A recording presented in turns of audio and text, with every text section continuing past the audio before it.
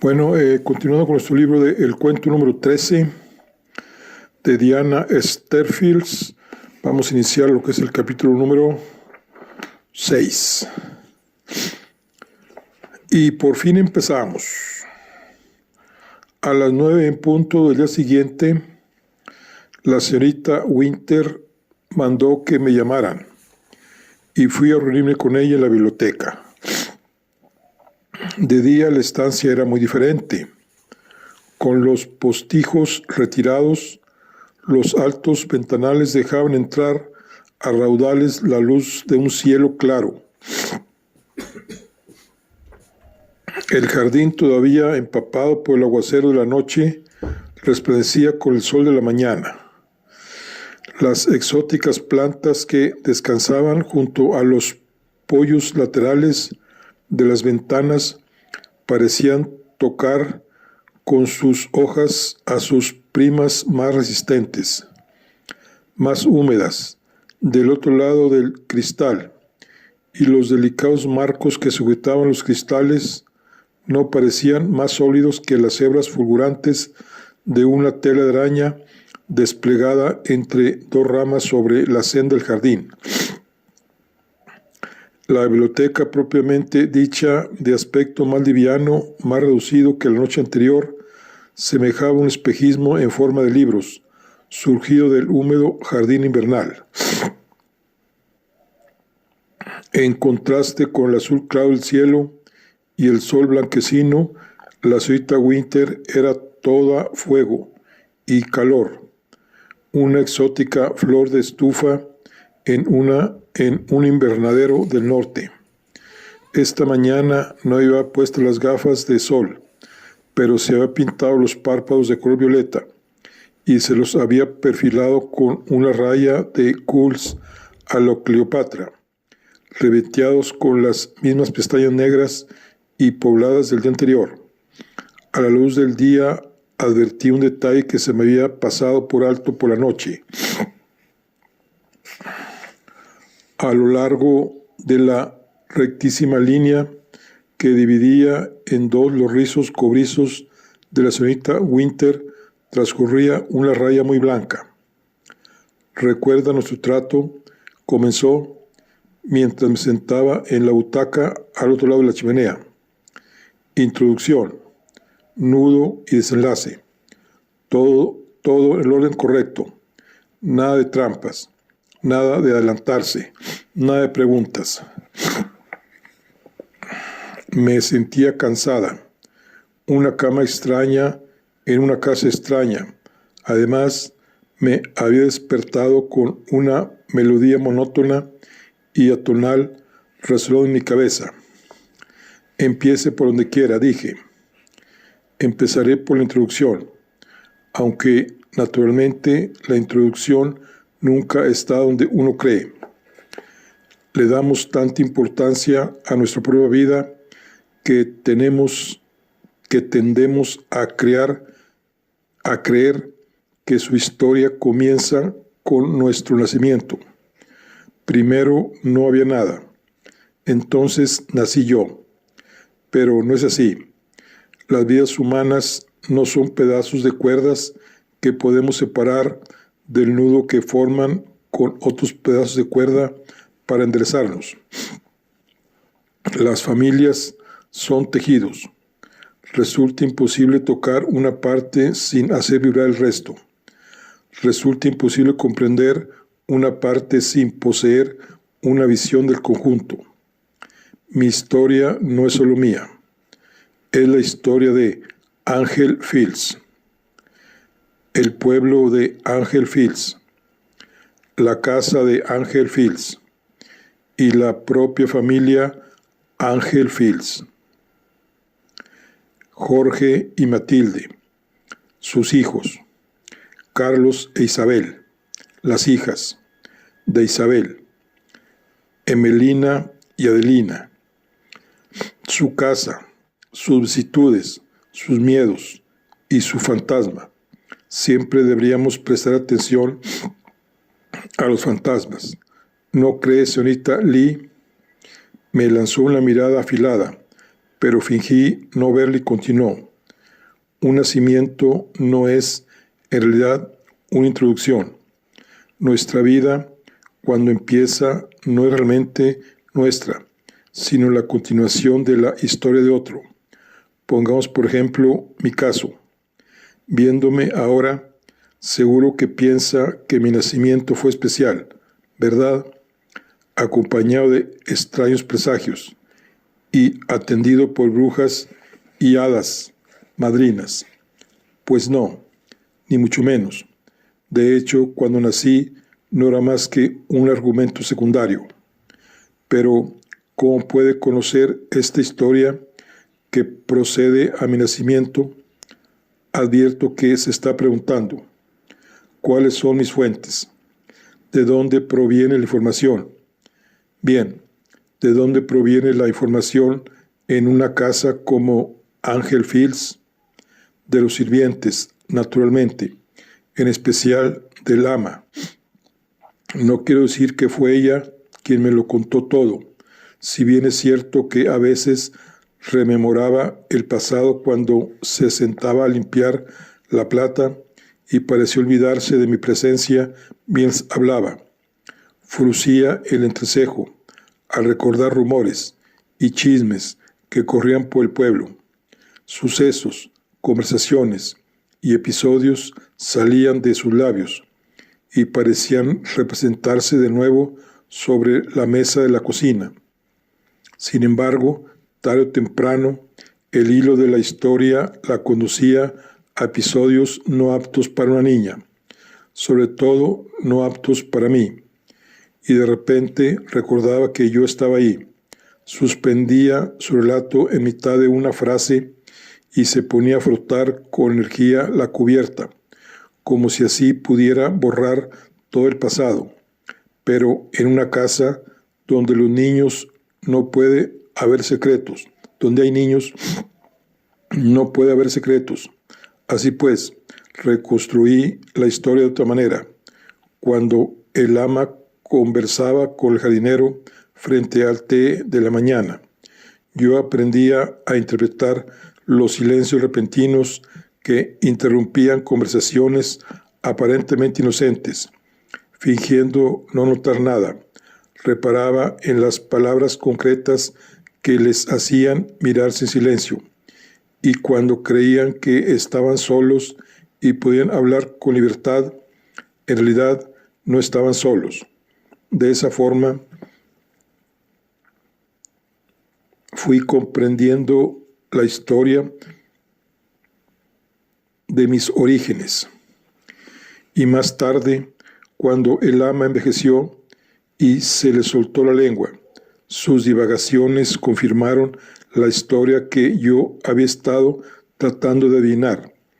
Es esa historia la que me llegó en forma de insinuaciones, miradas y silencios, la que voy a vestir de palabras para usted.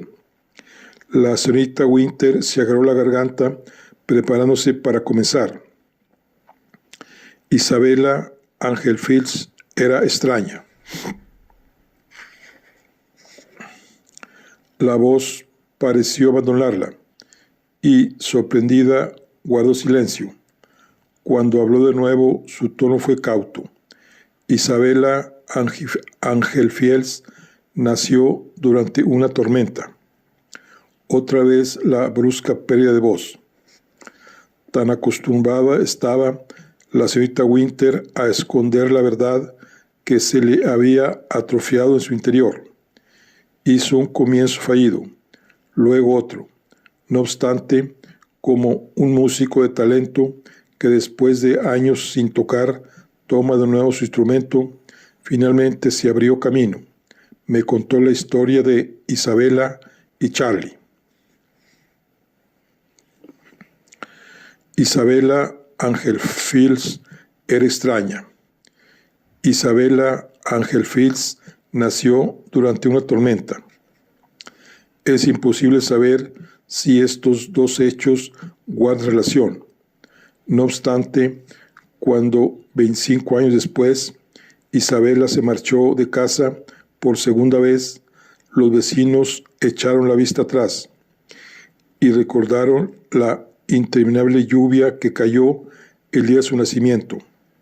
Algunos recordaron, como si fuera ayer, que el médico llegó tarde, pues tuvo que enfrentarse a las inundaciones causadas por el desbordamiento del río. Otros recordaron, sin sombra de duda, que el cordón umbilical había permanecido enrollado en el cuello de la pequeña hasta casi estrangularla, antes de poder nacer. Sí, fue un parto muy complicado, pues al dar las 6, justo cuando el bebé estaba saliendo y el médico tocaba la campana, no había abandonado la madre este mundo y pasado el siguiente. Así que si el tiempo hubiese sido apacible y el médico hubiera llegado antes, y si el cordón no hubiera privado a la niña de oxígeno, y si la madre no hubiera muerto, y si, de nada sirve ese tipo de razonamiento. Isabela era como era, y no hay nada más que decir al respecto. La recién nacida, un bultito blanco de furia, era huérfana de madre. Y al principio, en la práctica, también fue huérfana de padre, pues Jorge Ángel Fils se hundió, se encerró en la biblioteca y se negó a salir. Quizá parezca algo excesivo. Por lo general, 10 años de matrimonio bastan para curar el afecto conyugal, pero Ángel Fils era un tipo extraño, como demostró en aquel momento. Había amado a su esposa, a su malhumorada, perezosa, egoísta y preciosa Matilde. La había querido más de lo que quería a sus caballos, más incluso que a su perro. En cuanto a su hijo Charlie, un niño de 9 años, a Jorge jamás se le ocurrió preguntarse si lo quería más o menos que a Matilde, porque ni siquiera pensaba en Charlie. Desconsolado, medio enloquecido por el dolor, Jorge Ángel Fils pasaba los días sentados en la biblioteca, sin comer, sin ver a nadie, y también pasaba ahí las noches, en el diván, sin dormir, contemplando la luna con los ojos enrojecidos. Esta situación se prolongó varios meses. Sus mejillas, ya pálidas de por sí, empalidecieron aún más, adelgazó y dejó de hablar. Hicieron llamar a especialistas de Londres. El párroco fue y se marchó. El perro languidecía por falta de afecto, y cuando pereció, Jorge Ángel Fils apenas se percató. Finalmente, el ama perdió la paciencia. Levantó a la pequeña Isabela de la cuna del cuarto de los niños y la llevó abajo. Pasó ante el mayordomo, desoyendo sus advertencias, y entró en la biblioteca sin llamar. Caminó hasta el escritorio y puso al bebé en los brazos de Jorge Ángel Fils, sin decir ni una palabra. A renglón seguido, giró sobre sus talones y se marchó dando un portazo. El mayordomo hizo ademán de entrar con la idea de recuperar a la niña, pero el ama alzó un dedo y espetó entre dientes: «Ni se te ocurra». El mayordomo se quedó tan pasmado que obedeció. Los sirvientes de la casa se congregaron frente a la biblioteca, mirándose unos a otros, sin saber qué hacer, pero la firme determinación del ama los tenía paralizados, de modo que no hicieron nada. Fue una tarde larga y al anochecer una criada corrió hacia el cuarto de los niños. «Ha salido. El señor ha salido». Con su paso y su porte habituales, el ama bajó para que le explicaran lo sucedido. Los sirvientes se habían pasado horas en el vestíbulo, pegando la oreja a la puerta y mirando por el ojo de la cerradura. Al principio el Señor se había limitado a contemplar al bebé con el rostro embobado y perplejo. El bebé se retorcía y gorjeaba. Cuando Jorge Angefils empezó a responder con gorgoritos y arrullos, los sirvientes se miraron atónitos, pero mayor fue su pasmo cuando al rato le escucharon cantar una nana. El bebé se durmió y se hizo el silencio. El padre, informaron los sirvientes, no apartó los ojos de la cara de su hija ni un segundo. Luego la pequeña despertó hambrienta y comenzó a llorar. Los berridos fueron ganando volumen e intensidad hasta que finalmente la puerta se abrió de par en par. Allí estaba mi abuelo, con su hija en los brazos. Al ver a los sirvientes rondando ociosos, los fulminó con la mirada y bramó: ¿es que en esta casa se deja a los bebés morir de hambre? A partir de ese día, Jorge Angefils cuidó personalmente de su hija, le daba de comer y la bañaba. Trasladó la cuna a su habitación por si se sentía sola y se ponía a llorar por las noches. Confeccionó un cabestrillo para poder montar a caballo con ella. Le leía cartas comerciales, páginas de deportes y novelas románticas, y compartía con ella todos sus pensamientos y proyectos. En pocas palabras, se comportaba como si Isabela fuera una compañera sensata y agradable, y no una niña rebelde e ignorante. Quizá su padre la adoraba por su físico. Charlie, el hijo a quien no prestaba atención, 9 años mayor que Isabela, era el vivo retrato de su padre, recio, pálido y pelirrojo, de andar patoso y semblante alelado. Isabela, en cambio, había heredado rasgos de sus dos progenitores. El cabello pelirrojo que compartían su padre y su hermano se le fue oscureciendo hasta adquirir un castaño rojizo intenso y vivo. En ella, la blanca tez de los Angefils se extendía sobre bellas facciones francesas. Poseía el mejor mentón, el paterno, y la mejor boca, la materna. Tenía los ojos almendrados y las pestañas largas de su madre, pero cuando las levantaba, dejaba ver los asombrosos iris de color verde esmeralda, distintivos de los Angefils. Isabela era físicamente al menos la mismísima perfección. La casa se adaptó a esta situación tan insólita. Sus moradores vivían con el acuerdo tácito de actuar como si fuera del todo normal que un padre sintiera adoración por su hija pequeña. No debían considerar impropio de un hombre, impropio de un caballero, ni ridículo que no se separara de ella en un momento. Pero, ¿y Charlie, el hermano de la pequeña?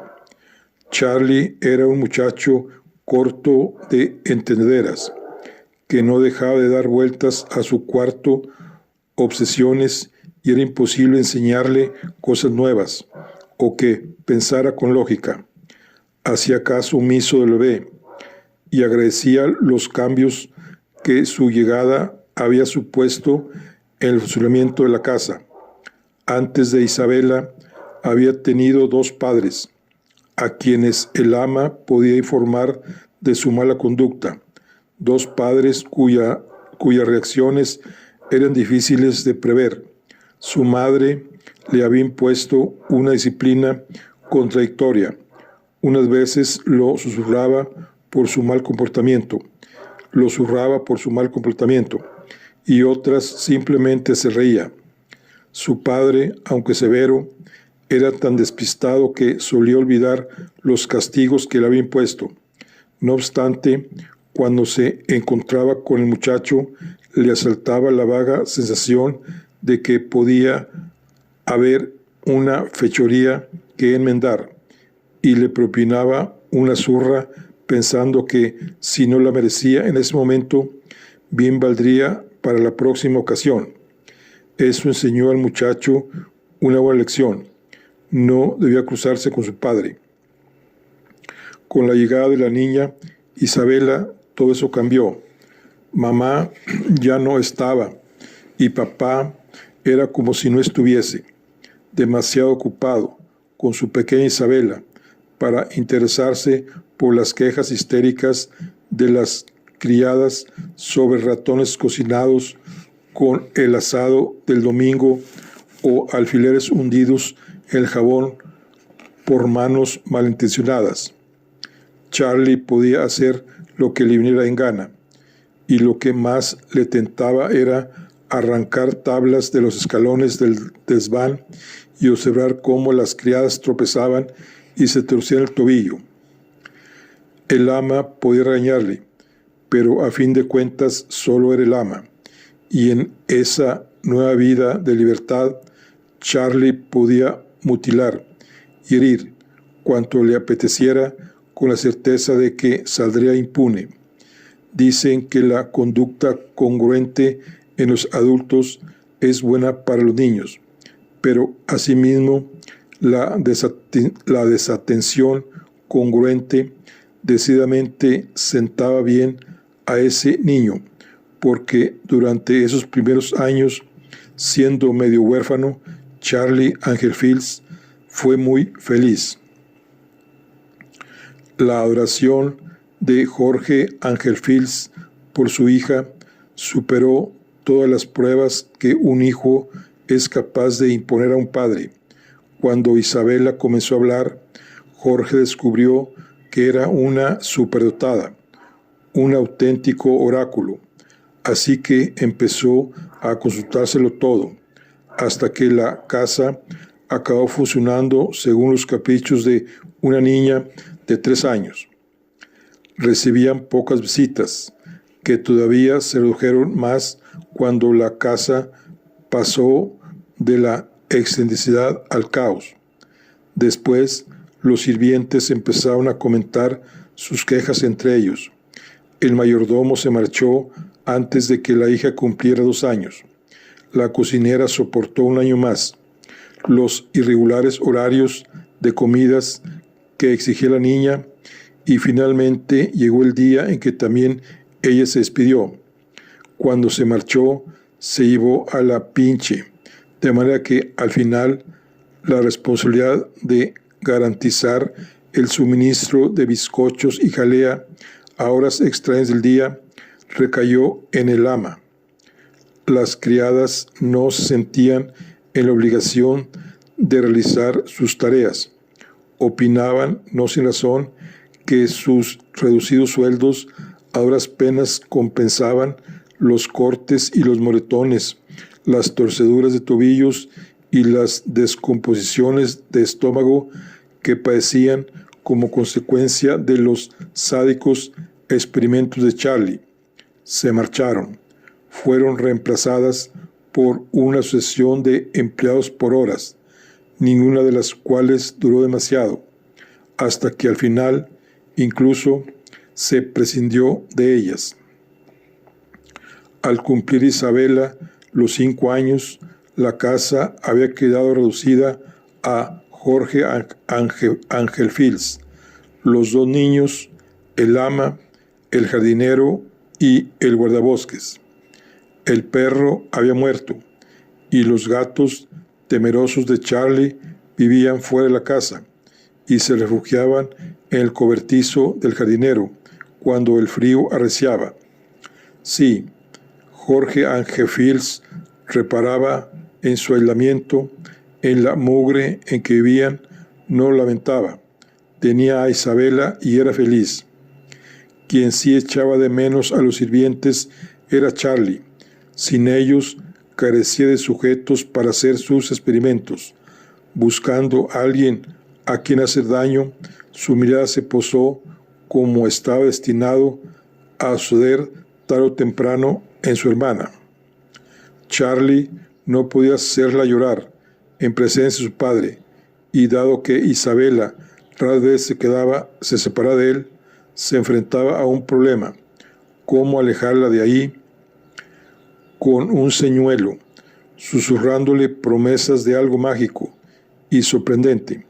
Charlie sacó a Isabel por la puerta lateral y la condujo por los largos arriates, el jardín de las figuras y la avenida de hayas, hasta alcanzar el bosque. Charlie conocía ahí un lugar apropiado, una vieja caseta húmeda y sin ventanas, el sitio perfecto para los secretos.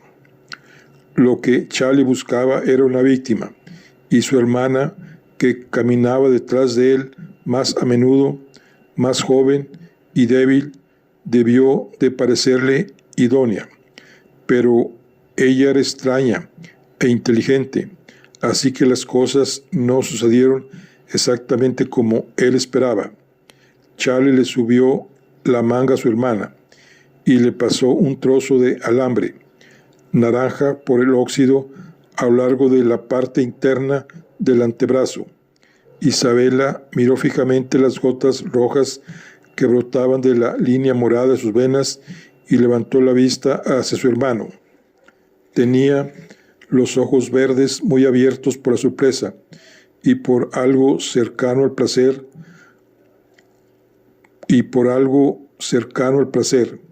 Cuando alargó la mano para exigir el alambre, Charlie se lo entregó, sin rechistar. Isabela se subió la otra manga, se perforó la piel y deslizó diligentemente el alambre por el brazo hasta tocar casi la muñeca.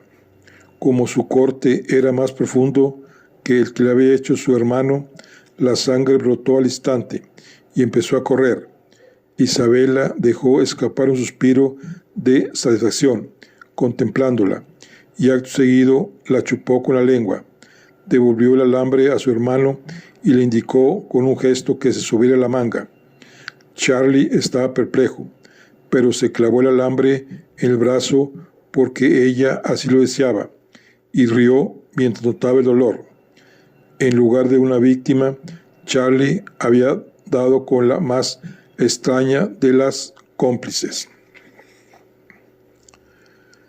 La vida transcurría para los Angelfields sin fiestas, sin cacerías, sin criadas y sin la mayoría de las cosas que las personas de su clase daban por sentadas por aquel entonces. No se relacionaban con sus vecinos, permitían que la finca fuera administrada por los aparaceros y dependían de la buena voluntad del ama y el jardinero para aquellas transacciones cotidianas con el mundo que eran necesarias para la supervivencia. Jorge Angelfields se olvidó del mundo, y durante un tiempo el mundo se olvidó de él, pero volvieron a recordárselo. El motivo fue algo relacionado con el dinero. Había otras mansiones en las inmediaciones, otras familias más o menos aristocráticas. Entre esas familias había un hombre que cuidaba mucho su dinero, buscaba el mejor asesoramiento, invertía grandes sumas ahí donde dictaba la prudencia y especulaba con pequeñas cantidades ahí donde el riesgo de pérdida era mayor, pero las ganancias, si las cosas salían bien, cuantiosas.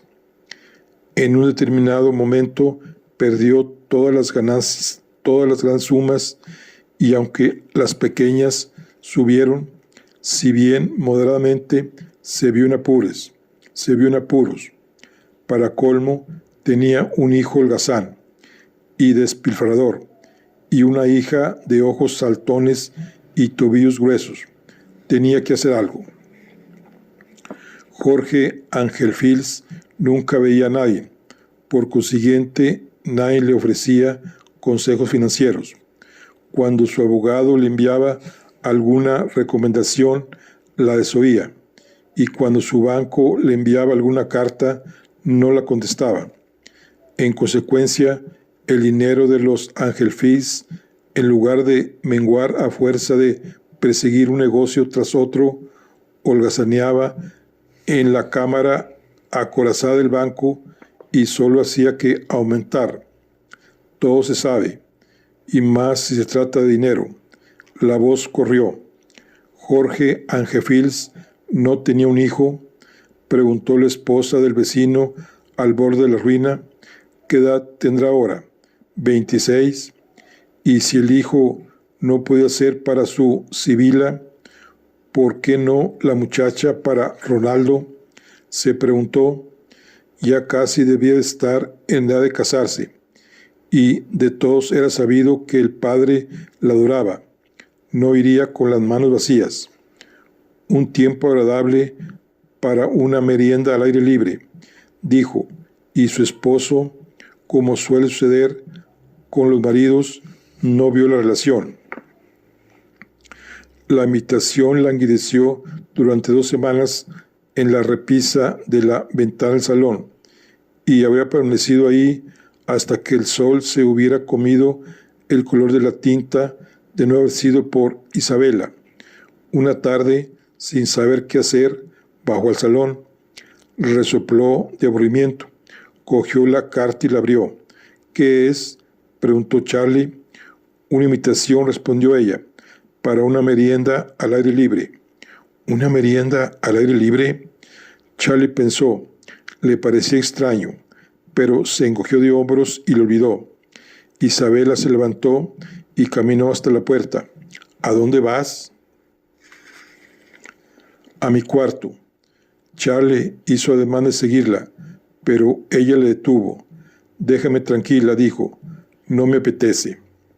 Él protestó, la agarró del pelo y le deslizó los dedos por la nuca, todavía con los moretones que le había hecho la última vez, pero ella se retorció hasta librarse y echó a correr escalera arriba y cerró su puerta con llave. Una hora más tarde, Charlie la oyó bajar y salió al vestíbulo. Ven a la biblioteca conmigo, dijo él. No. Entonces vamos al parque de ciervos. No. Charlie advirtió que se había cambiado. ¿Qué haces con esa pinta?, dijo. Está ridícula. Isabela lucía un vestido de verano, de una tela blanca muy ligera, con un ribete verde que había pertenecido a su madre, en lugar de sus habituales zapatillas de tenis con los cordones deshilachados, calzaba unas sandalias de raso verde, un número demasiado grande, también de su madre, y se había prendido una flor en el pelo con una peineta. Llevaba carmín en los labios. El corazón de Charles se ensombreció. ¿A dónde vas?, preguntó. A la merienda. La agarró del brazo, le hincó los dedos y la arrastró hacia la biblioteca. No. La arrastró con más fuerza. Charlie, he dicho que no, repitió Isabela entre dientes. La soltó. Sabía que cuando ella decía que no, de ese modo, quería decir no. Lo tenía más que comprobado. El mal humor podía durarle varios días. Isabela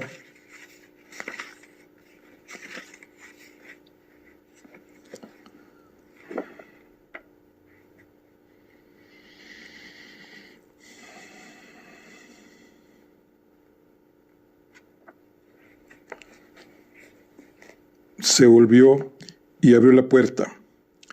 Enfadadísimo, Charlie buscó algo que golpear, pero ya había roto todo cuando era rompible, y el resto de objetos le harían más daño a sus nudillos que el destrozo que él pudiera causarles.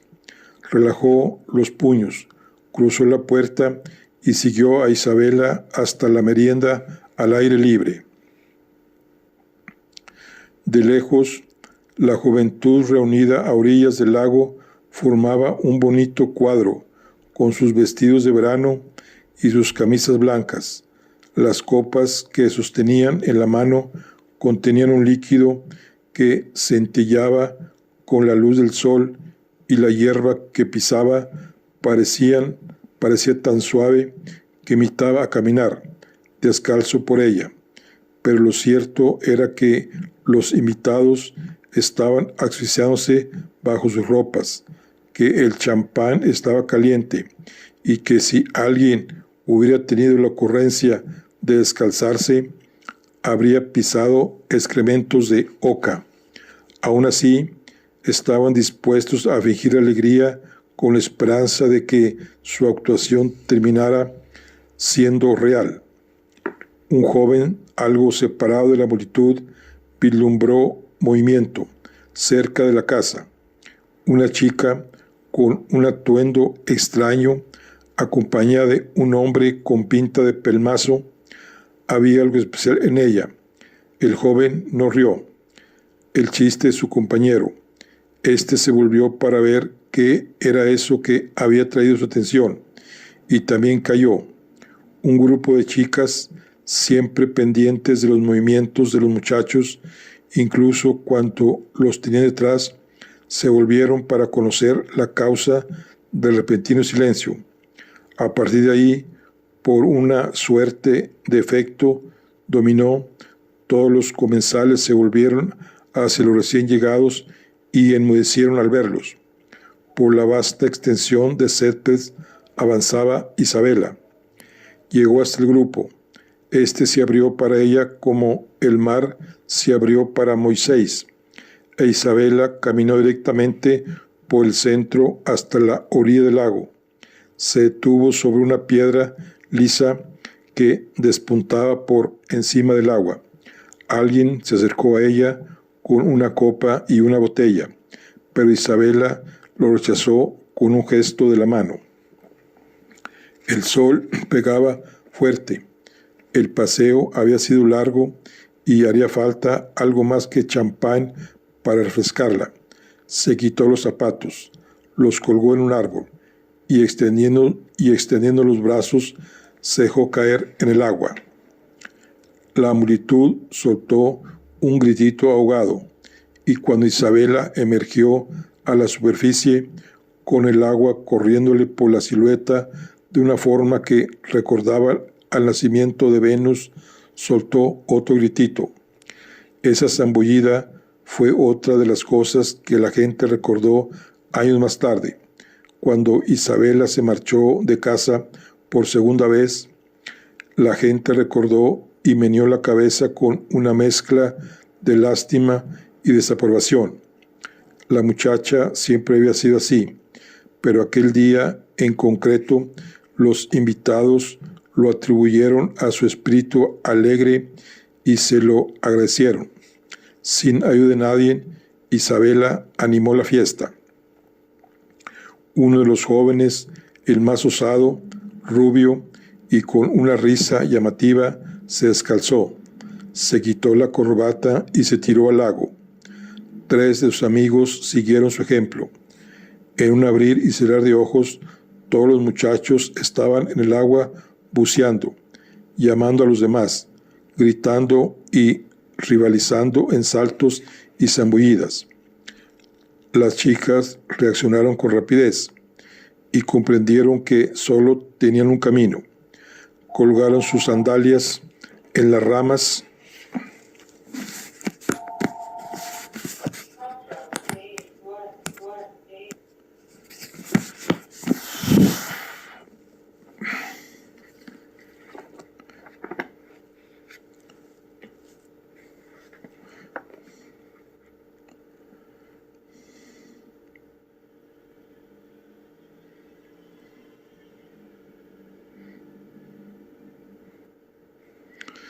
Las chicas reaccionaron con rapidez y comprendieron que solo tenían un camino.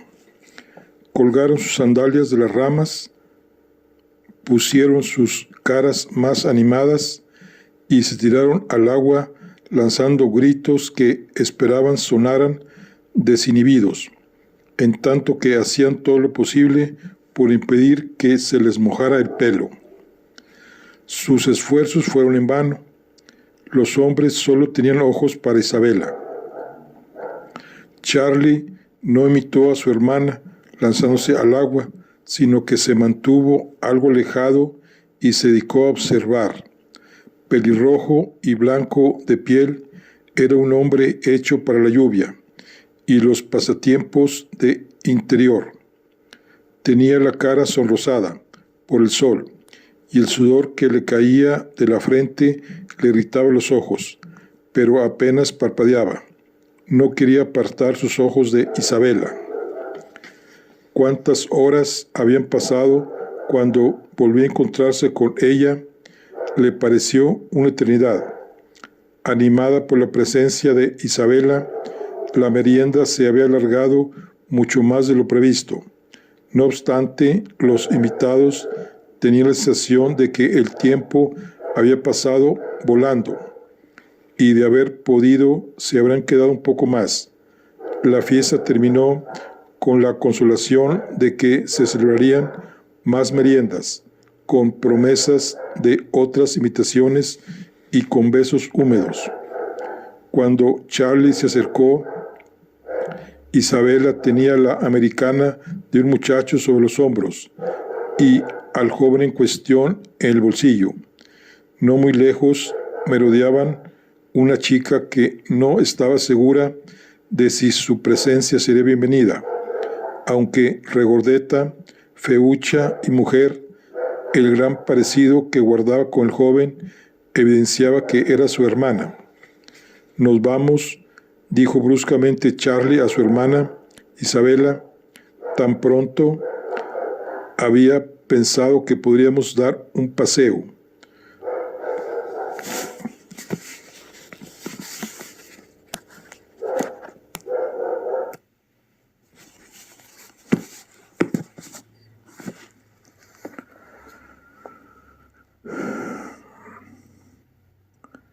Había pensado que podríamos dar un paseo con Rolando y Sibila. Isabela sonrió gentilmente a la hermana de Rolando, quien, sorprendida por la inesperada amabilidad, le devolvió la sonrisa. Si bien Charlie a veces conseguía, lastimándola, que Isabela le obedeciera en casa, en público no se atrevía, de modo que cedió. ¿Qué ocurrió durante ese paseo? Nadie fue testigo de lo que sucedió en el bosque, así que no hubo rumores, al menos al principio. Mas no hace falta ser un genio para deducir por los acontecimientos posteriores lo que pasó esa noche bajo el dosel del follaje estival. Más o menos esto fue lo que sucedió. Isabela seguramente encontró un pretexto para deshacerse de los hombres.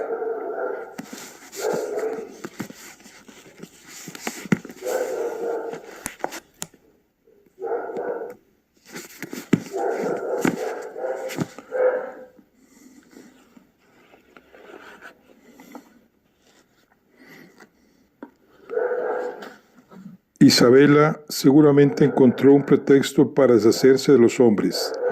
«Mis zapatos, me los he dejado en el árbol», y probablemente envió a Rolando a buscarlos y a Charlie a por un chal o cualquier otra cosa para Sibila.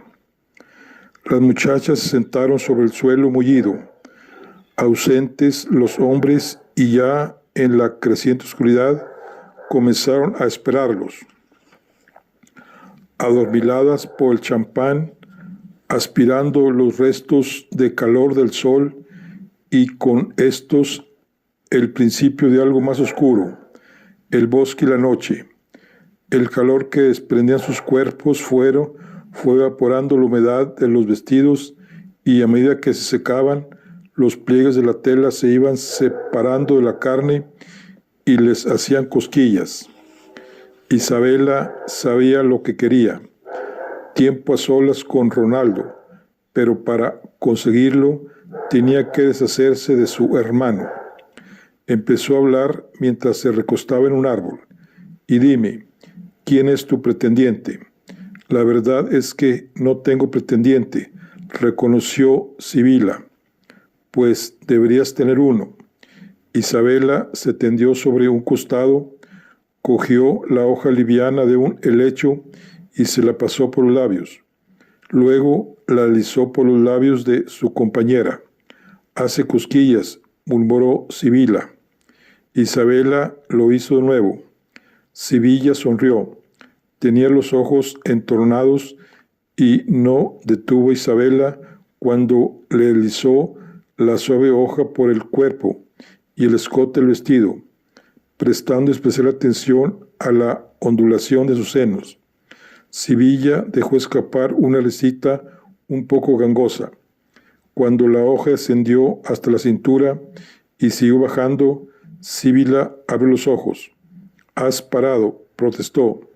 «No he parado», dijo Isabela, «pero no puedes notarlo a través del vestido». Levantó el borde del vestido de Sibila y jugueteó con la hoja a lo largo de los tobillos. «Mejor así». Sibila volvió a cerrar los ojos.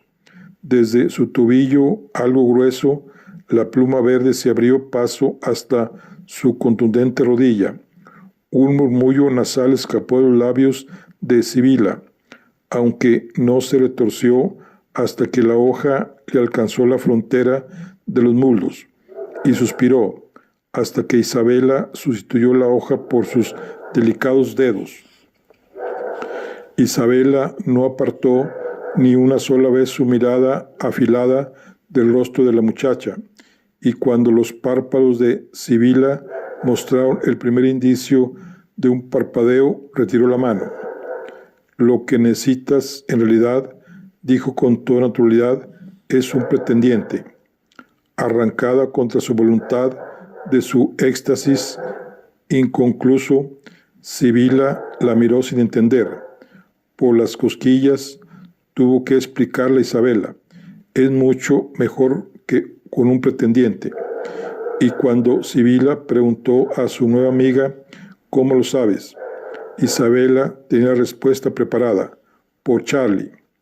Cuando los chicos regresaron, zapatos y chal en mano, Isabela ya había conseguido su objetivo. Sibila, con la falda y la enagua algo revueltas, contempló a Charlie con mucho interés. Charlie, ajeno al escrutinio, estaba mirando a su hermana.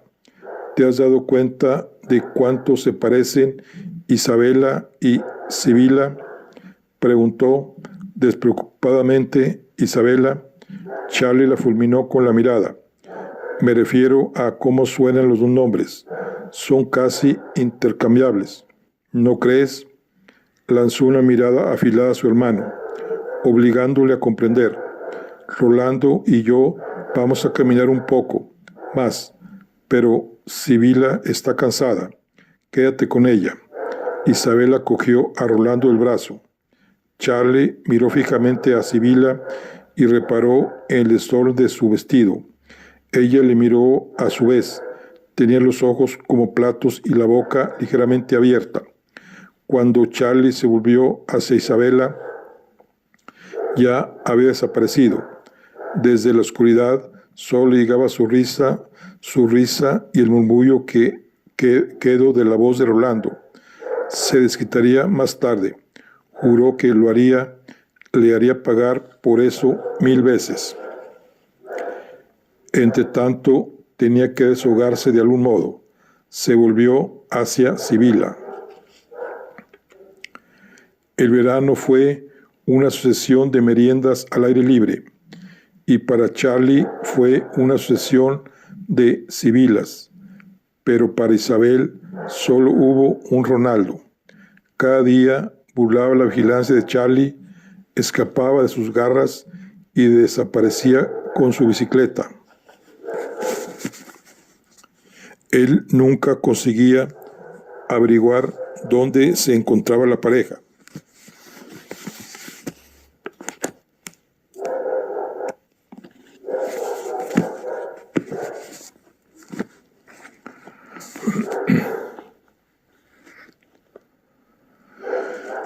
Él nunca conseguía averiguar dónde se encontraba la pareja. Era demasiado lento para seguir a su hermana cuando se daba a la fuga, pedaleando a toda velocidad, con el cabello ondeando al viento. En ocasiones, Isabela No regresaba hasta que caía la noche, y a veces ni siquiera entonces. Cuando él la reprendía, ella se reía y le daba la espalda como si no existiera. Él intentaba hacerle daño, lesionarla, y mientras ella escapaba una y otra vez, escurriéndose de los dedos como el agua, cayó en la cuenta de lo mucho que sus juegos habían dependido del consentimiento de su hermana. Por mucha fuerza que él tuviera, la rapidez y la inteligencia de Isabela siempre le permitían huir de él, como un jabalí encoralizado por una abeja. Charlie se sentía impotente. De vez en cuando apaciguadora, Isabel le cedía a sus súplicas. Durante una hora o dos se entregaba a su voluntad, permitiéndole disfrutar de la ilusión de que había vuelto para quedarse y que entre ellos todo volvía a ser como antes. Pero Charlie no tardaba en comprobar que era una ilusión, y sus renovadas ausencias después de esos paréntesis resultaban todavía más desesperantes. Charlie olvidaba su dolor con una u otra sibila, aunque solo durante un tiempo. Al principio su hermana le preparaba el terreno, pero cuando creció su entusiasmo con Rolando, Charlie tuvo que encargarse de conseguir sus propias citas. No poseía la sutileza de su hermana, e incluso hubo un incidente que podría haber terminado en escándalo.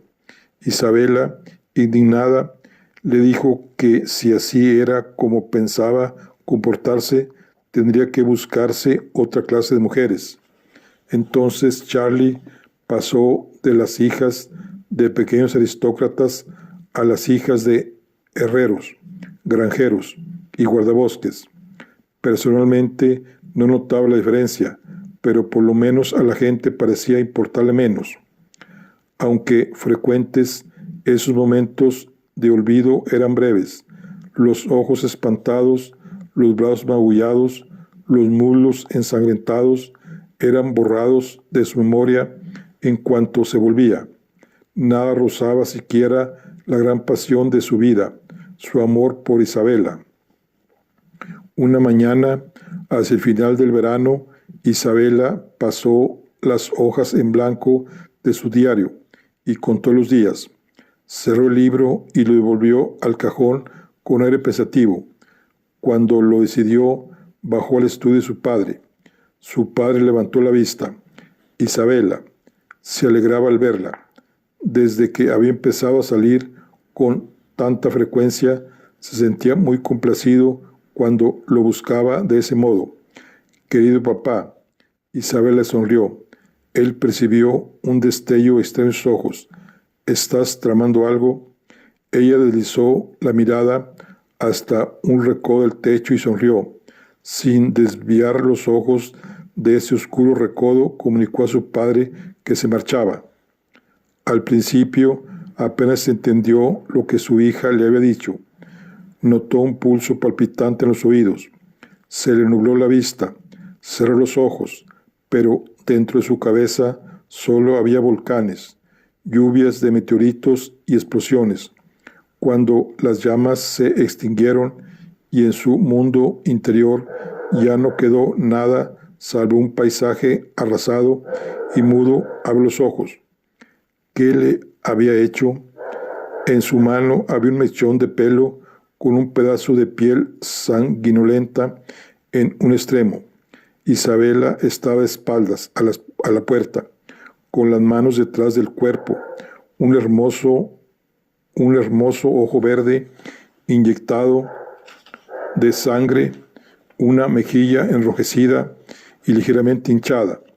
De su cuero cabelludo brotaba un hilo de sangre que descendía hasta la ceja y le rodeaba el ojo. Él estaba horrorizado, tanto por él como por ella. Se volvió en silencio e Isabela salió de la habitación. Jorge permaneció en su estudio durante horas, enroscando una y otra vez el cabello castaño que había encontrado en su mano alrededor del dedo. Una y otra vez alrededor del dedo, apretado hasta que el pelo se clavó en la carne, hasta que formó tal maraña que fue imposible desenroscarlo. Y finalmente, cuando la sensación de dolor hubo completado su lento viaje desde el dedo hasta la conciencia, lloró. Charlie no estaba en casa aquel día y no llegó hasta medianoche. Cuando vio vacío el cuarto de Isabela, recorrió toda la casa, intuyendo, por un sexto sentido, que había ocurrido una catástrofe. Como no dio con su hermana, se dirigió al estudio de su padre. Un vistazo al rostro ceniciento del hombre se lo dijo todo. Padre e hijo se miraron un instante, pero compartir su pérdida no hizo que se unieran. Nada podían hacer el uno por el otro. En su habitación, Charlie se sentó en la butaca situada frente a la ventana, donde permaneció quieto durante horas, una silueta contra un rectángulo de luz lunar.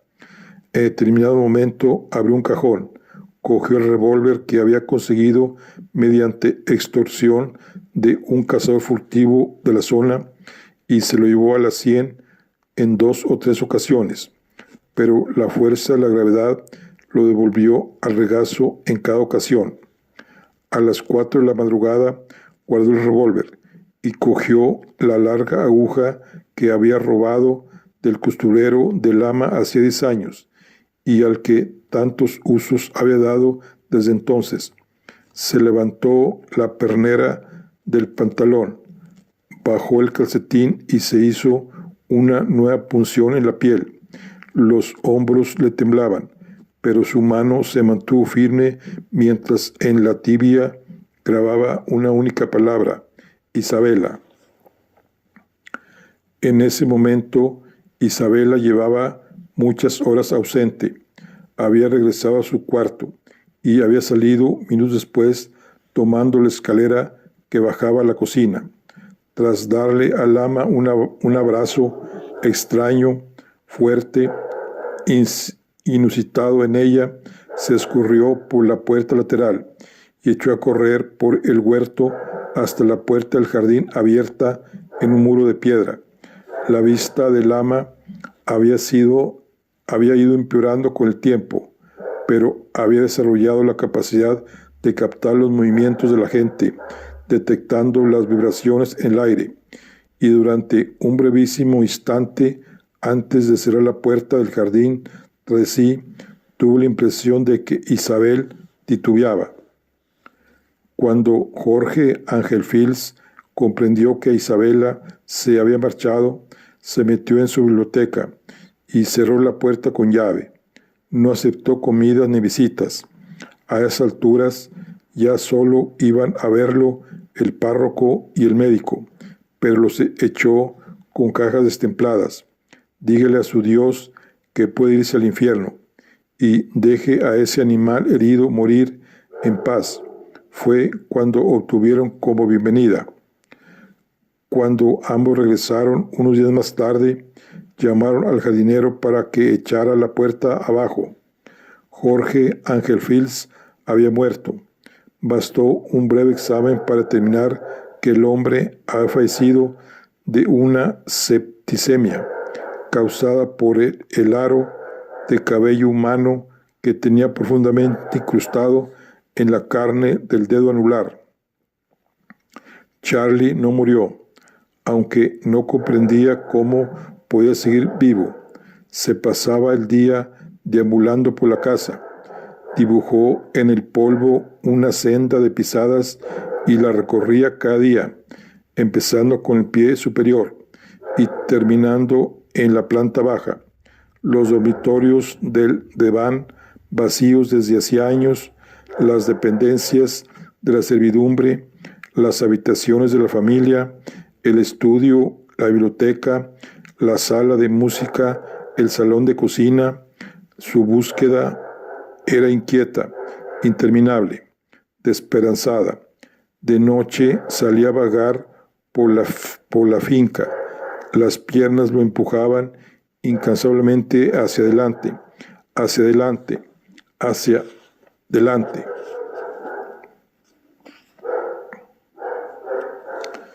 Entre tanto, sus dedos jugueteaban con la aguja de lama que tenía en el bolsillo. Las yemas eran un pegote sanguinolento y postilloso. Charlie vivió así varios meses: septiembre, octubre, noviembre, diciembre, enero y febrero. Isabela regresó a principios de marzo. Charlie se encontraba en la cocina siguiendo sus huellas cuando oyó ruidos de cascos y ruedas que se aproximaban a la casa. Con expresión ceñuda se acercó a la ventana. No quería visitas. Una figura familiar bajó del vehículo y su corazón se detuvo en seco. En apenas un instante alcanzó la puerta, los escalones y el carruaje, y ahí estaba Isabela. La miró de hito en hito. Isabela rompió a reír. «Toma», dijo, «coge esto», y le tendió un paquete pesado envuelto en una tela. Metió un brazo en la pared trasera del carruaje y sacó algo. «¿Y esto?», y Charlie se lo colocó obediente debajo del brazo. «Y ahora daría cualquier cosa por una enorme copa de coñac». Aturdido, Charlie siguió a Isabela hasta la casa y el estudio. Ella fue directa al mueble bar, donde sacó 2 copas y una botella. Vertió un generoso chorro en una de ellas y lo apuró de un trago, exhibiendo la blancura de su cuello. Luego volvió a llenar su copa y también la segunda, que le ofreció a su hermano. En tanto, él la miraba petrificado, mudo, con las manos ocupadas con los fardos bien envueltos con tela. La risa de Isabela resonó una vez más en sus oídos y creyó estar demasiado cerca de un enorme campanario. La cabeza empezó a darle vueltas y los ojos se le llenaron de lágrimas. «Suelta los paquetes», le ordenó Isabela. «Vamos a brindar». Él cogió la copa e inhaló los gases del aguardiente. «Por el futuro». Charlie bebió el coñac de un trago y al sentir su ardor rompió a toser. «¿No has reparado en ellos, verdad?», preguntó ella. Él frunció el entrecejo. «Mira». Isabela se volvió hacia los paquetes que él había dejado encima del escritorio. Retiró el mullido envoltorio y dio un paso atrás. Él volvió lentamente la cabeza y miró. Los 2 fardos eran bebés, 2 bebés gemelos. Parpadeó. Detectó vagamente que la situación exigía alguna reacción por su parte, pero no sabía qué debía decir o hacer. «Oh, Charlie, por lo que más quieras, despierta». Su hermana lo cogió de las manos y lo arrastró en una danza disparatada por toda la estancia.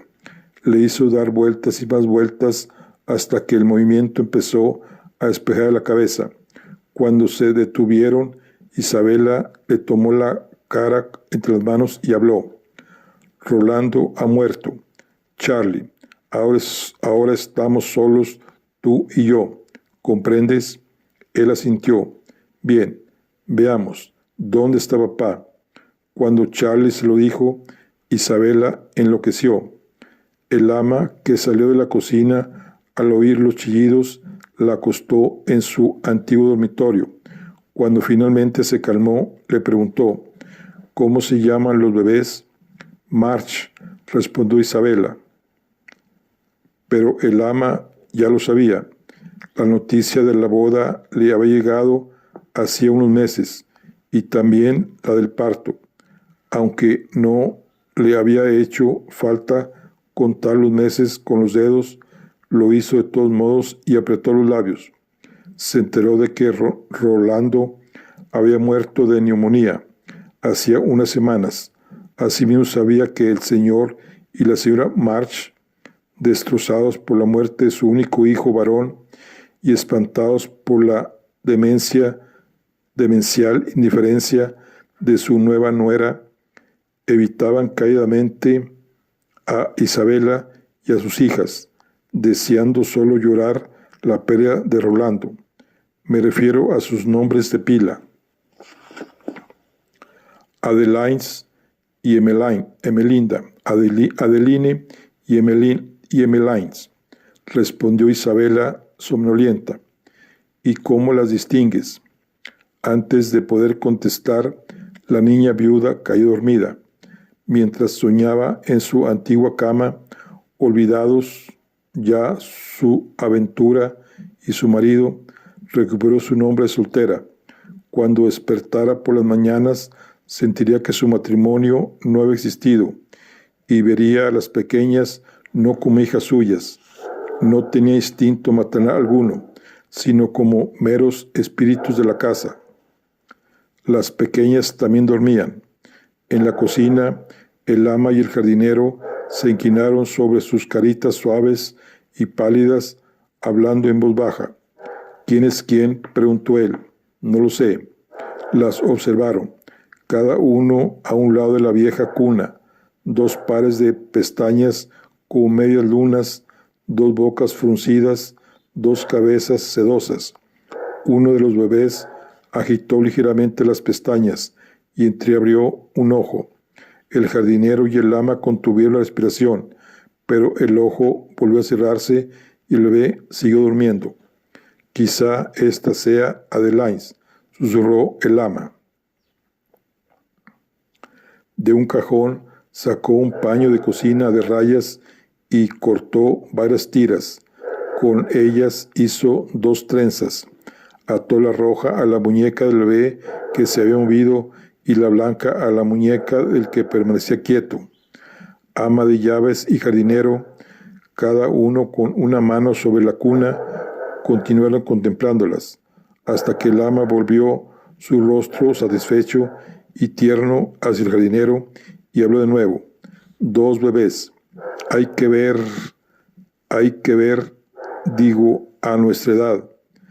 Cuando él levantó la vista, reparó en las lágrimas que empañaban los ojos castaños del ama. Extendió una mano morena y tosca por encima de la cuna. Ella quiso borrar esa sensación tan intensa y sonriendo unió su mano menuda y regordeta a la de él. Dig notó en los dedos la humedad de las lágrimas del ama. 2 bebés, hay que ver, Dig, a nuestra edad. Bajo el arco de sus manos entrelazadas, bajo la línea trémula de sus miradas, los bebés soñaban.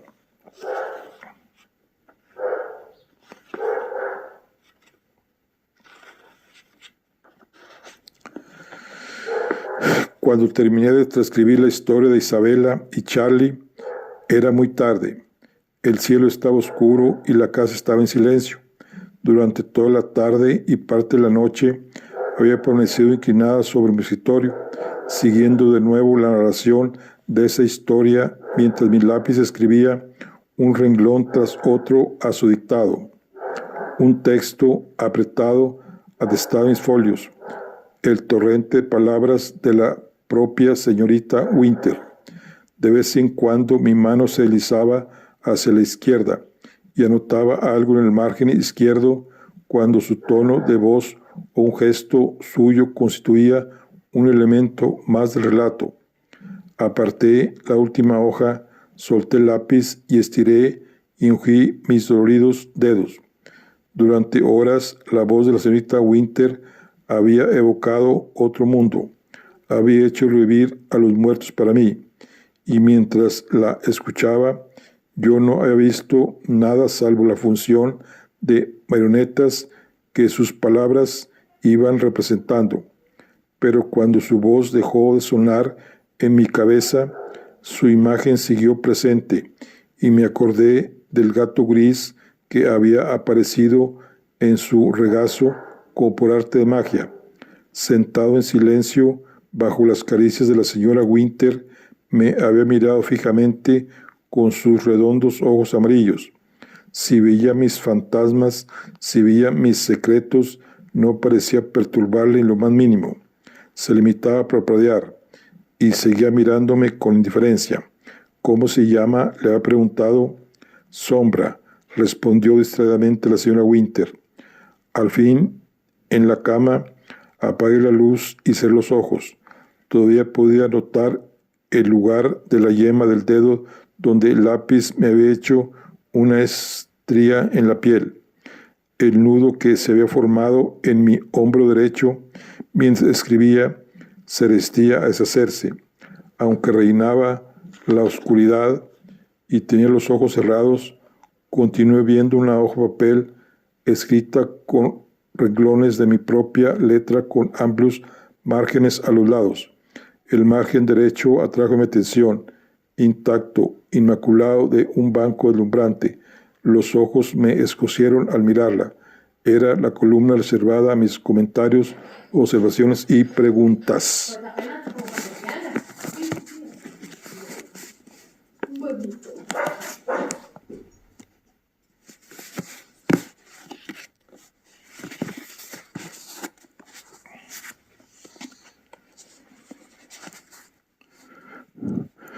En la oscuridad, mis dedos envolvieron un lápiz fantasma y temblaron como respuesta a las preguntas que se colaban en mi sopor. Me pregunté sobre el tatuaje secreto de Charlie, el nombre de su hermana grabado en el hueso. ¿Cuánto tiempo habría sobrevivido la inscripción? ¿Podía un hueso vivo recomponerse solo? ¿O su secreto lo acompañó hasta la muerte? En el ataúd bajo tierra, cuando la carne se descompuso, apareció el nombre de Isabela en la oscuridad. Rolando March, el marido muerto, tan pronto caído en el olvido. Isabela y Charlie, Charlie e Isabela, ¿quién era el padre de los gemelos? Y más allá de mis pensamientos, la cicatriz de la palma de la mano de la señorita Winter apareció ante mi vista. La letra Q, de question, pregunta, incrustada en su carne. Cuando en sueños me dispuse a escribir mis preguntas, el margen del papel pareció expandirse. La hoja irradiaba luz, creció y me envolvió, y me di cuenta con una mezcla de temor y sorpresa que estaba atrapada en el grano del papel, enterrada en el interior blanco de la propia historia. Ingrávida, deambulé toda la noche por el relato de la señorita Winter, demarcando el paisaje, midiendo los contornos y escudriñando de puntillas los misterios al otro lado de sus muros. Bueno, aquí concluimos lo que es la charla del día de hoy. Nos vemos en la siguiente. Hasta luego.